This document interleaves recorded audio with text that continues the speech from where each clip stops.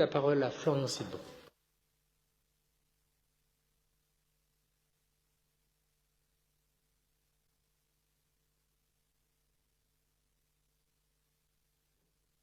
Monsieur le maire, mes chers collègues, ce projet de délibération vise donc à attribuer, dans le pacte de lutte contre l'exclusion, une subvention globale d'un peu plus de 222 000 € à 12 associations pour leur action d'aide à l'accès aux droits au titre de l'exercice 2022.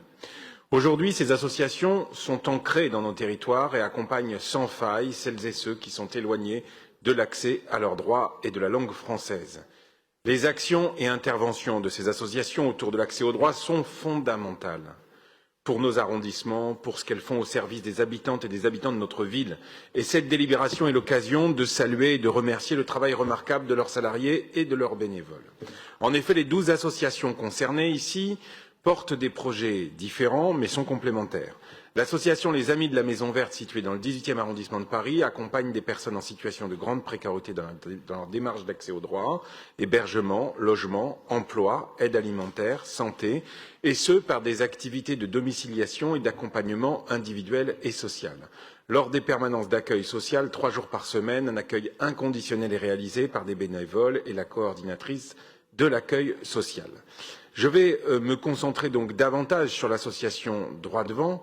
L'association Droit Devant qui, comme l'orateur précédent l'a rappelé, est située dans le 15e. Et j'avoue avoir été extrêmement surpris de la demande en conseil d'arrondissement du 15e de dissocier les votes, la droite votant contre la subvention à cette association. Droit Devant propose à des personnes d'origine étrangère une aide à la constitution et au suivi des dossiers administratifs, ainsi qu'un accompagnement et une médiation auprès des institutions.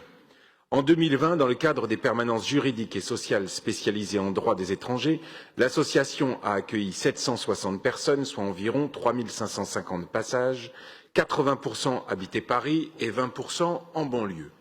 En 2020, l'activité de l'association a été majoritairement orientée vers les dossiers de régularisation, dont les traitements se révèlent de plus en plus difficiles du fait de leur complexité. Des permanences fiscales sont également assurées par l'association afin d'inciter les adhérents à déclarer leurs revenus et régulariser leur situation administrative. À cet effet, 131 déclarations ont été remplies en 2020.